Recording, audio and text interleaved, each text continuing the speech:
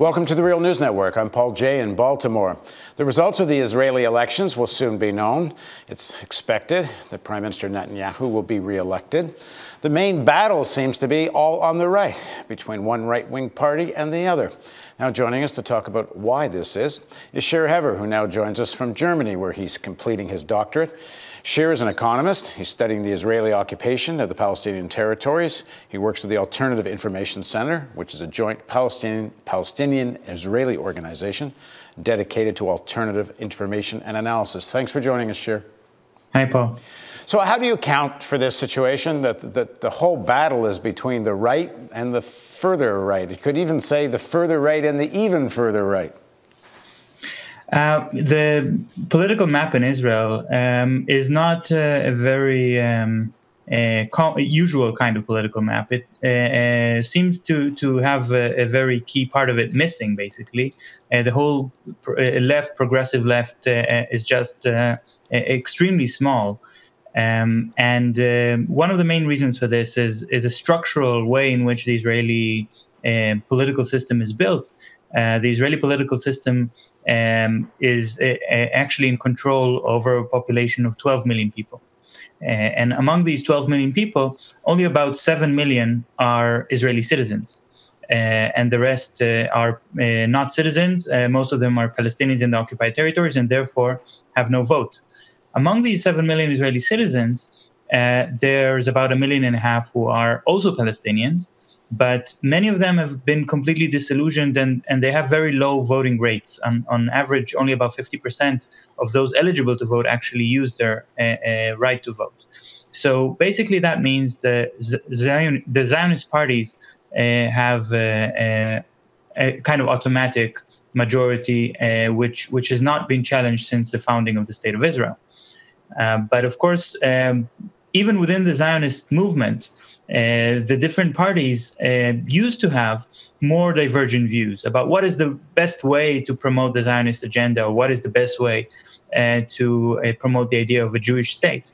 I would say if people think of a Jewish state in the sense of a state in which Jews have extra rights and everyone who's not Jewish is a second-rate citizen or cannot have a full and equal share of the power, then all of these parties are equivalent to quite extreme right parties in other countries in the world. So we're already talking about a very narrow kind of argument or a public debate between parties which are in complete consensus about this idea that this state should belong only to one ethnic, national, religious, or even racial group. So how does Israel get to a situation where there's not even a left of center that's in meaningful contention in terms of the elections, and certainly what would you call a more left or even left social democratic, or something more equivalent to sort of the social democrats you might find in Europe, have no position at all in terms of competing? Well, that's another thing that's quite interesting about the Israeli political sphere is that the economic questions, the social questions are separated in a very artificial way from the national or security questions. So you could be left and right on the national and security issues, and that doesn't necessarily correlate to views which are more progressive socially or not.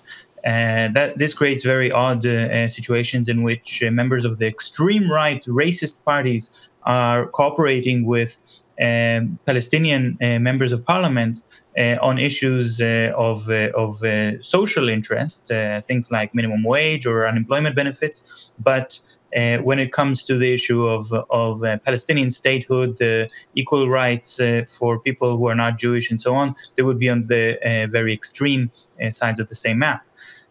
But what Israel used to have is a kind of center by Israeli terms, I mean, in which encompassed an idea that Israel could be a sort of mild social democracy or a mild welfare state by European standards, and at the same time to promote a version of Zionism which is often called the pragmatic Zionism, which is to find the smartest way and the most subtle way to control the Palestinian population, to make sure that Israel remains a Jewish state and maintains its demographic majority as a Jewish state without taking steps that you could imagine what kind of steps they could take in order to maintain their demographic majority, but without taking those steps that would ostracize Israel in the world community.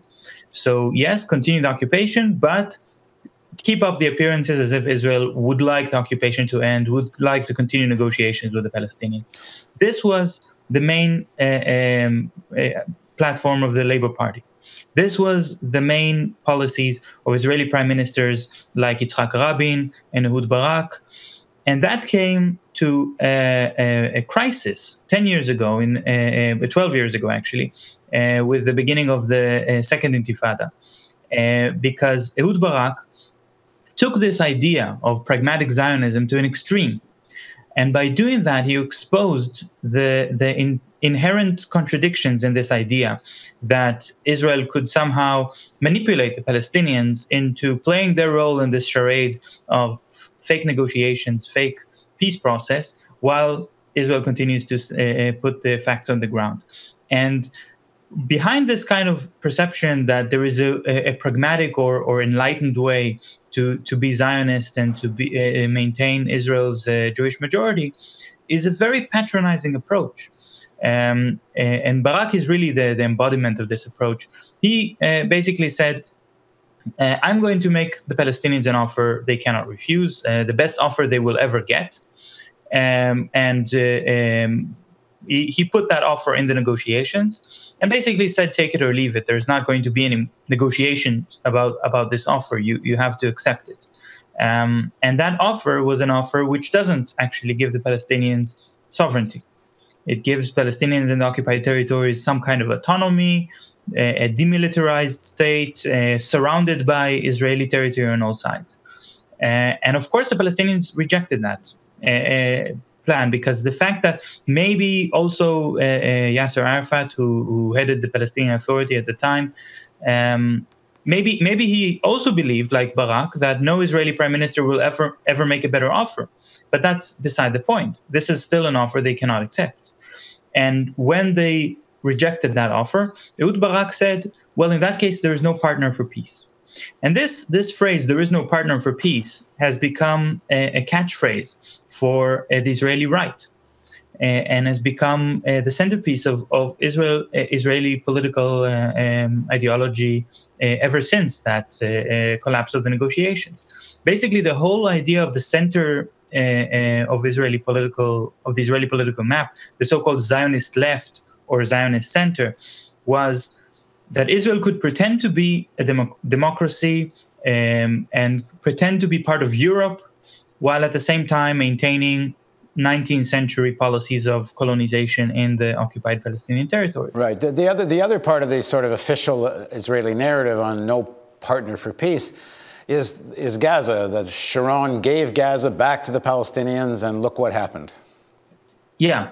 Well, actually, Barak has already began to adopt a different kind of strategy. Instead of negotiations, he adopted this idea of management of the conflict, how to manage the conflict. That means how to use technological means, military superiority, and investment in things like the wall of separation, which Barak started building in the West Bank, to try to create a situation in which, even if the conflict will last forever, Israel will just be able to live with it. And Sharon took this even a step further. Sharon replaced Barak because Barak basically lost his vote base. He told his own voters, our entire analysis of the situation was wrong. There can be no negotiations. Well, of course, why would they vote for him again? Instead, Sharon said, we don't need to negotiate at all. We don't need any kind of peace talks or any kind of settlement with the Palestinians to begin with. Let's move on directly to managing the conflict while expanding the settlements, while expanding our control over the Palestinian territories. And Sharon made a very important speech at the Israeli parliament in 2004, in which he said, if we count everyone under Israeli control, then Jews are almost no longer a majority. When he made that speech, Jews were a little over 50% of the population. Now they're already 49%, so they're already a minority. And he said, well, in that case, we have to get rid of some of those Palestinians to maintain our majority. And rather than trying to expel them, he decided to withdraw just from the Gaza Strip and create the appearance as if Israel no longer occupies the Gaza Strip. The Labour Party's position on, in terms of how to deal with the Palestinians is not very different than Netanyahu. It's practically indistinguishable. But in terms of economic policy, at least they espouse something that looks like a little bit more social democrat, a little bit more reformist in some ways. They tried this election campaign. They tried to kind of jump on the enthusiasm and momentum that had happened from those mass demonstrations against Netanyahu's economic policies, but it hasn't seemed to have done anything for them in terms of their electoral results. I think a lot of people in Israel have become very disillusioned and very depressed when it comes to the economic issues. They know that actually, just like you said, there is no real difference between left and right, or so-called left and very real right, regarding issues of the negotiation with the Palestinians, the peace process, the occupation. There is actually also no real differences regarding the economic policies. And the Labour Party, when it was in power, was in no way less neoliberal than the Likud Party. And many of the biggest privatizations were done by the Labour Party. Now, the current leader of the Labour Party is indeed does indeed have a record of supporting social democracy and talking about it.